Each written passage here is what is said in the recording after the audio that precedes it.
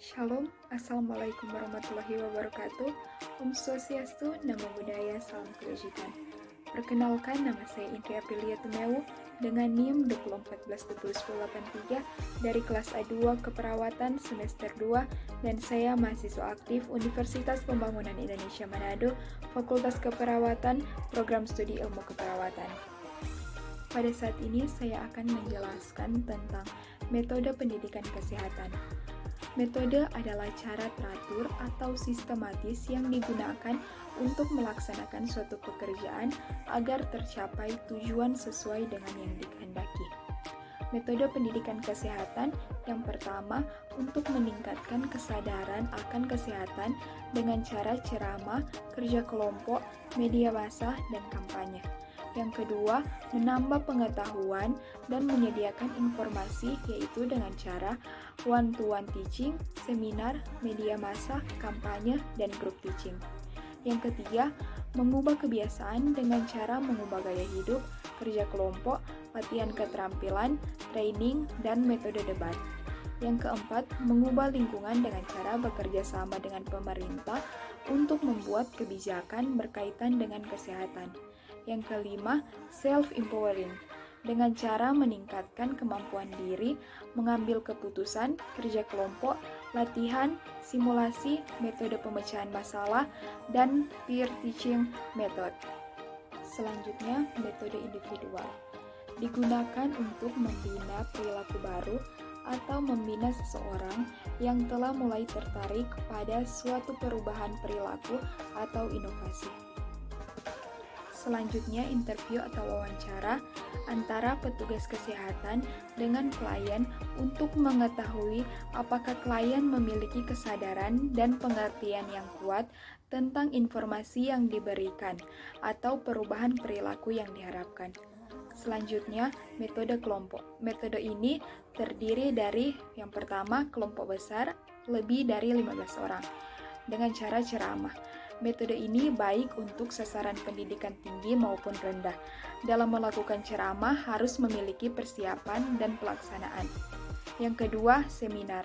Metode ini hanya cocok untuk pendidikan formal menengah ke atas.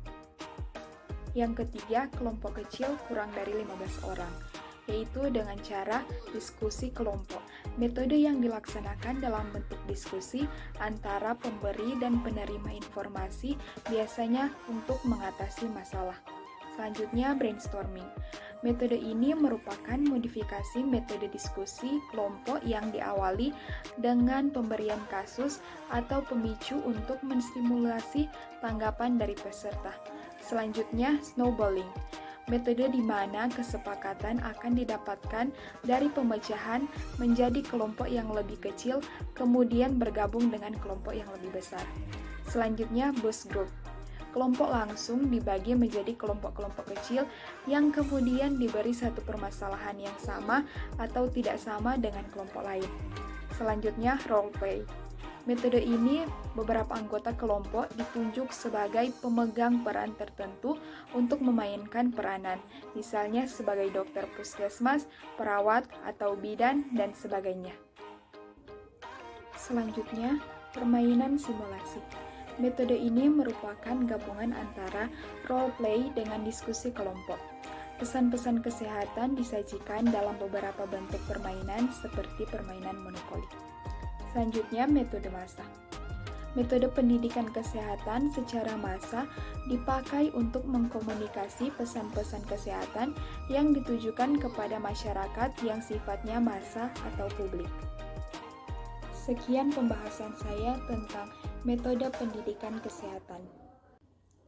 Dan di akhir video ini, saya mau mengajak teman-teman yang baru lulus SMA atau SMK karena akan segera dimulainya tahun akademik 2021-2022, maka Universitas Pembangunan Indonesia Manado sebagai salah satu kampus yang cukup terkemuka di wilayah Manado akan kembali memberikan kesempatan dan peluang untuk bergabung di UNPI Manado yang memiliki 6 fakultas, yaitu Fakultas Keperawatan, Fakultas Pertanian, Fakultas Ilmu Sosial dan Politik, Fakultas Hukum, Fakultas Teknik, dan Fakultas Sastra. Tentunya teman-teman sudah mulai memilih bidang serta tempat studi yang akan menjadi referensi kalian.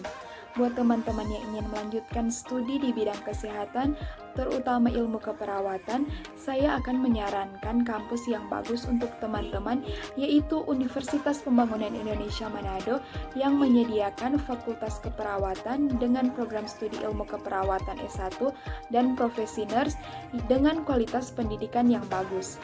Jadi, buat teman-teman yang masih mempertimbangkan kampus yang akan dipilih sebagai tempat melanjutkan studi, saya akan hadirkan beberapa alasan kenapa Universitas Pembangunan Indonesia Manado adalah pilihan yang tepat untuk melanjutkan studi kalian, yaitu tenaga pengajarnya yang profesional, biaya kuliah ringan dan bisa dicicil, dan kampus menyediakan lab untuk praktek dan masih banyak alasan-alasan lain. Jadi, jangan ragu lagi untuk segera daftarkan diri Anda di Universitas Pembangunan Indonesia Manado karena setiap tahunnya kampus ini selalu ramai dipadati calon mahasiswa baru. Terima kasih.